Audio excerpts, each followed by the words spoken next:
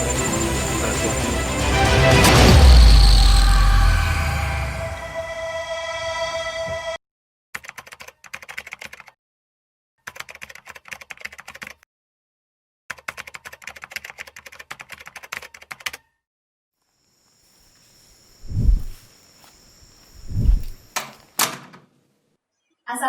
warahmatullahi wabarakatuh. Salam sejahtera untuk kita semua. Hai teman-teman, perkenalkan, nama saya Ratna dan kami melakukan siaran dari Kota Waisai, Raja Ampat. Selamat datang di acara Hitamku Cerita Hijau. Pace-pace cerita saja. Dan di cerita perdana kita ini sudah kedatangan Yanuar Ishak. Nah guys, supaya akrab kita panggil Mas Yan aja ya. Atur aja nak. Nah guys, jadi Mas Yan ini merupakan botanis yang sudah pernah mengeksplorasi hutan di Raja Ampat. Seperti yang kita ketahui nih guys, kalau misalnya Raja Ampat itu kan terkenal sama keindahan bawah lautnya ya. Tapi ternyata biodiversitas ekosistem terestrialnya juga luar biasa loh. Tapi sayangnya hutan di Raja Ampat itu banyak yang belum mengeksplorasi karena konon katanya masyarakat di sana pun juga jarang ke dalam hutan. Mereka hanya jalan di jalan antar kampung saja gitu, yang nggak pernah ke dalam hutannya. Dan di cerita kali ini Mas Yan akan menceritakan pengalamannya, yaitu hutan Raja Ampat yang dipercaya masyarakat Teluk Maya Libit menjadi rumah bagi ular berkaki 6. Aduh, Mas Yan, dari judulnya aja nih ya, aku tuh udah penasaran tuh, kayaknya mistis banget gitu loh. Bisa sih. Coba Mas Yan ceritain dong gitu, gimana sih kok bisa disebut rumah bagi ular berkaki 6? Udah siap? Udah nih, udah ready banget aku. Oke. Jadi masyarakat sana memang masih percaya kalau di hutan itu ada naga yang menghuni daerah situ. Naga atau ular? Naga. Apa ular naga? Iya, bisa keduanya. Jadi kan mitos kan itu. Iya. Nah, saya terakhir ke sana itu anak-anak juga masih cerita, masih ada cerita itu. Masih beberapa waktu yang lalu ini, itu ternyata memang sudah pernah dituliskan oleh Evelyn Cisman ibu-ibu yang pernah ke sana di hutan yang sama 80 tahun yang lalu. Udah lama juga berarti ya Mas Yan ya, 80 tahun yang lalu. Artinya kan berarti cerita ini diturunkan sampai sekarang gitu. Iya. Nah emang Ibu Evelyn itu ngapain sih Mas Yan jalan-jalan di hutan Raja Ampat? Dia kan sebenarnya adalah penjelajah, Ya. yaitu petualang dan juga peneliti yang punya spesifikasi ke serangga seperti Alfred Russel Wallace. Jadi peneliti juga yang senang untuk eksplor ke daerah-daerah yang belum pernah terjelajah. Dia milih ke WGL ini untuk eksplorasi. Dan pas itu juga kurang lebih koleksi hampir 70.000 spesimen, dan diantaranya ada serangga dan binatang. Itu Ibu Evelyn ketika mengeksplorasi hutan, usianya berapa Mas Yan? Kurang lebih pada tahun 1938 dalam catatannya, bisa dibilang 57 tahunan lah kalau nggak salah. 57 tahun? Iya. Masih main di hutan? Iya, gila kan ya. Memang explorer sejati. Iya, salut lah. Salut. Mungkin pakai tongkat juga itu. Ya tahu sendiri kan kalau di Raja Ampat itu hutannya kayak gimana, perbukitan. Nah, aku belum tahu tuh. Begitu. Perbukitan, terus banyak banget area-area yang terjal. Hutannya itu masih alami banget gitu, belum tersentuh sama sekali. Lucunya itu, Ibu Evelyn ini kan, Evelyn Cisman ini, dia kan seorang peneliti, cukup berumur. Jadi dia barang bawanya banyak banget. Iya pasti ya. Pastinya. Penelitian. Kotak-kotak spesimennya itu banyak banget. Nah dia itu kan butuh kayak teman atau kayak orang lokal untuk bantuin dia mengoleksi spesimen. Tapi pada saat dia masuk ke kampung dan awalnya itu pada nggak mau. Kenapa tuh? Dia sendiri sih nggak kaget gitu. Bertanya kenapa orang-orang pada nolak gitu diajakin buat masuk hutan. Dan ternyata orang-orang itu pada takut masuk ke hutan karena mereka percaya kalau di hutan itu ada penunggunya, dan Oh. di salah satu gunung itu katanya ada ular berkaki 6 gitu. Tapi Ibu Evelyn pasti nggak percaya kan sama cerita dari masyarakat? Ya enggak lah pastinya kan. Nah mungkin sih untuk peneliti ya, maksudnya peneliti di bidang Iya. ekologi atau biologi gitu. Tapi dia sendiri menghormati kalau ada kepercayaan seperti itu. Dia percaya tapi tetap dia pengen ada yang nemenin. Iya. Jadi dia berusaha untuk nyari orang, terus meyakini kalau masuk hutan itu nggak apa-apa sebenarnya. Dan Gimana cara meyakininya? caranya dia ngasih ngumpulin orang, pada saat orang ngumpul itu dia ngasih statement kalau saya itu kebal terhadap hal-hal mistis gitu. Bener. Jadi kan Udah kayak punya super power gitu ya? ya kayak gitu memang. Kebal terhadap hal-hal mistis. Iya, kebal terhadap ilmu-ilmu gitu. Nah, terus masyarakatnya percaya nggak kalau misalnya Ibu Evelyn ini punya kekuatan super? Enggak sih. Tapi Tetap aja masyarakatnya nggak tetap percaya. temenin. Iya, nggak percaya, dan sempat juga dia bilang kalau ya orang-orang yang berada kekuatan saya akan menular pada orang-orang yang ikut ke saya gitu. Oh. Tapi tetap nggak ada yang percaya karena dia kan orang ini ya, masyarakat menganggapnya orang asing. Tapi ya tetap ternyata memang ada yang nemenin juga gitu, sampai ke eksplorasi dan gunung-gunung juga untuk bantuin. Iya. Karena itu hal yang baru juga bagi mereka. Nah, ini kan Masnya lagi jalan-jalan di hutan. Itu sekalian penelitian kah? Ya, itu bisa dibilang jalan-jalan sekaligus penelitian sih. Iya. Jadi memang eksplorasi untuk kita ada kegiatan namanya eksplorasi flora endemik yang ada di Raja Ampat. Nah, itu timnya itu ada Balai Besar Konservasi Sumber Daya Alam Papua Barat, Fauna and Flora International Indonesia Program, dan juga masyarakat gitu, LIB. Jadi kolaborasi. Ini kan sebenarnya risetnya untuk menggali data mengenai tumbuhan-tumbuhan endemik yang ada di Raja Ampat. Jadi tumbuhan endemik yang ada di Raja Ampat itu ada beberapa yang kita tahu, ada palem Raja Ampat, terus ada anggrek biru, terus ada kantong semar dan seri, terus ada juga rhododendron. Nah, Rhododendron itu apa, Mas ya? rhododendron itu tumbuhan yang perdu tapi berbunga di puncak-puncak gitu. Terus tadi kan Masyan bilang kalau misalnya keluar endemik ya, dari kata endemik itu sendiri sebenarnya maksudnya itu apa sih? Jadi endemik ini karakteristik dari spesies untuk menyatakan sebaran yang sangat spesifik gitu ya, tumbuhan maupun hewan.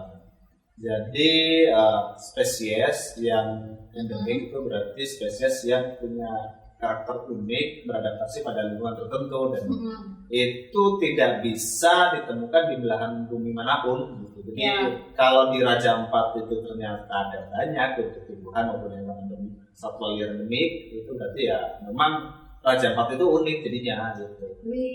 Makanya itu juga Raja Ampat ataupun Waigeo itu hampir atau kurang lebih 80% adalah kawasan cagar alam karena punya keunikan. 80%? Iya.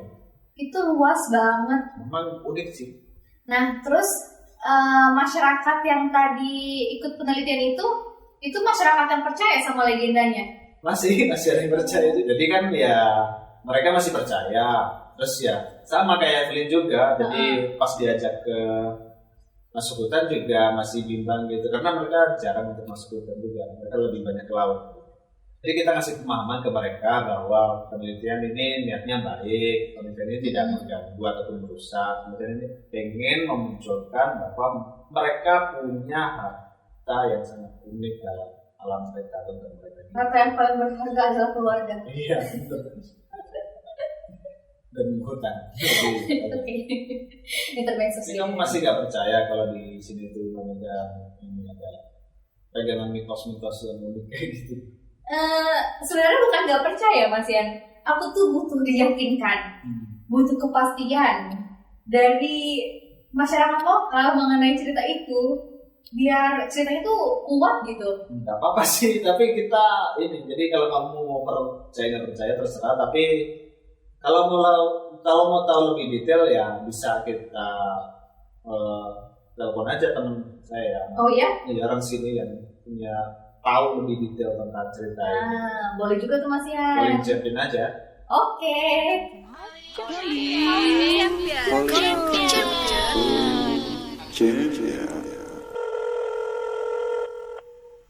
Nah, ini kita telepon ini temanku namanya Moritz Xavier. Oke. Dia tahu banyak lah tentang hal-hal seperti mitos-mitos yang ada di masyarakat sini.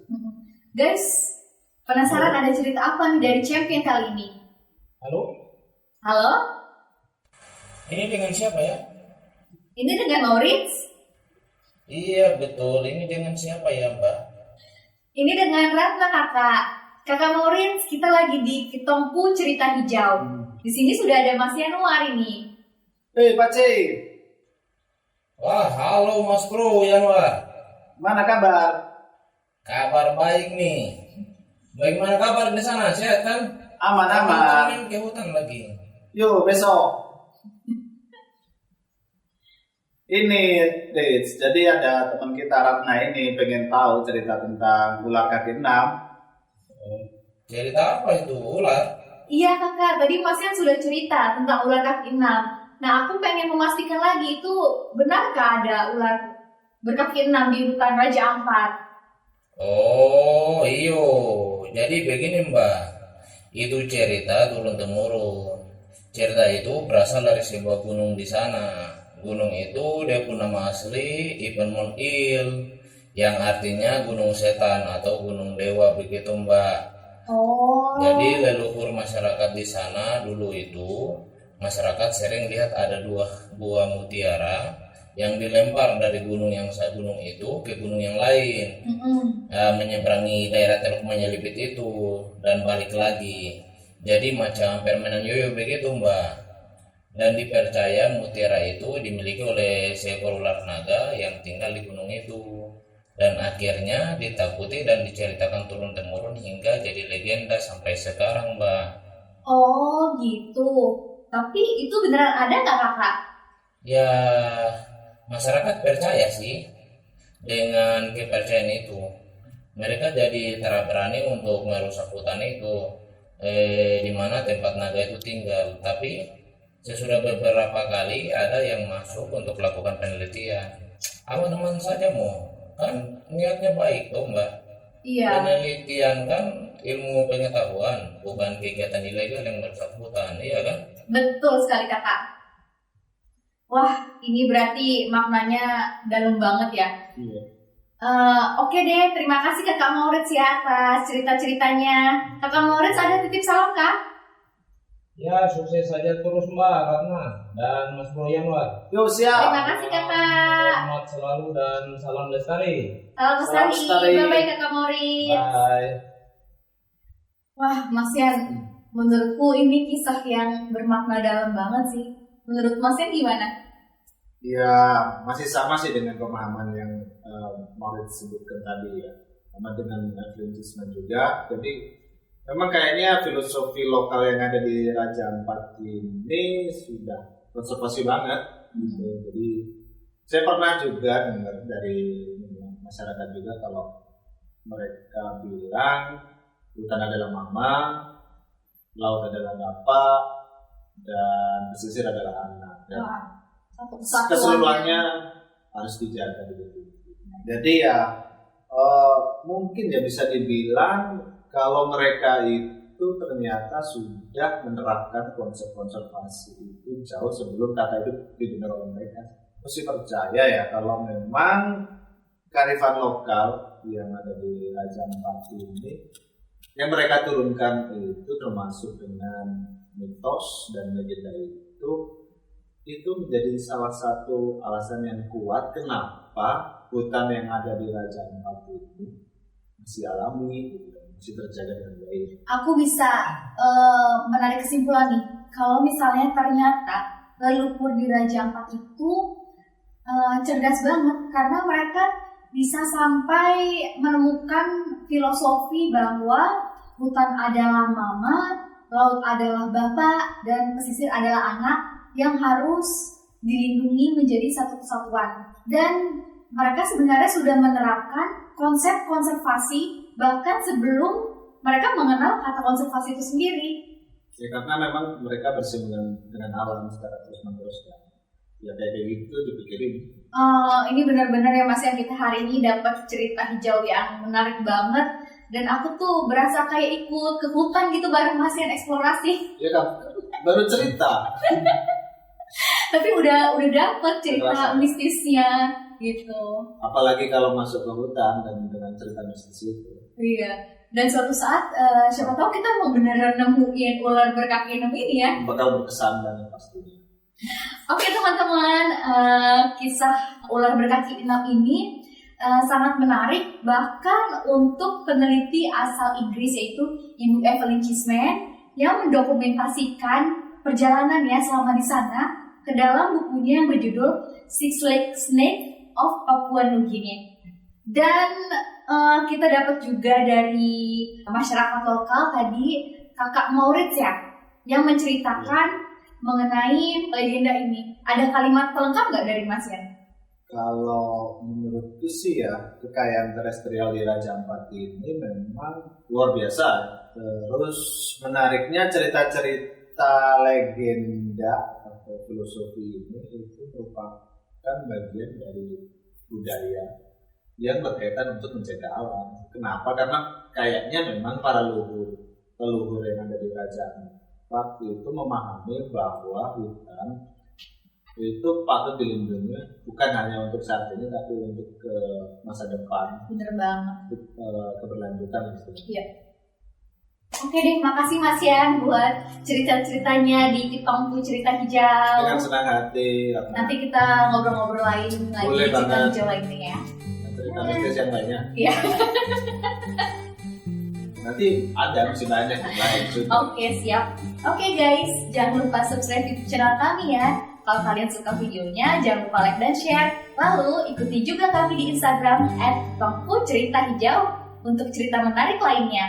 Kalau kalian masih penasaran nih sama cerita-cerita di episode kali ini dan ada ide untuk cerita hijau di episode berikutnya, silakan komen di bawah ini ya. Terima kasih. Kita tunggu testimoninya. Bye. Bye-bye. Mace, kemari dulu. Mampir deh kita mau cerita hijau dari Raja Ampat. Mace, mari sini rapat-rapat.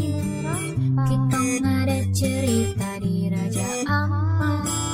Cerita dari telinga ke telinga. Magis. Mistis. Keliru, aduh. Eksotis. Apa lagi? Ah, kakak adik, pilih saja. Jangan gua apik tenan. Om dan tante, kita petualangan beda. Kita surasa macam orang lokal.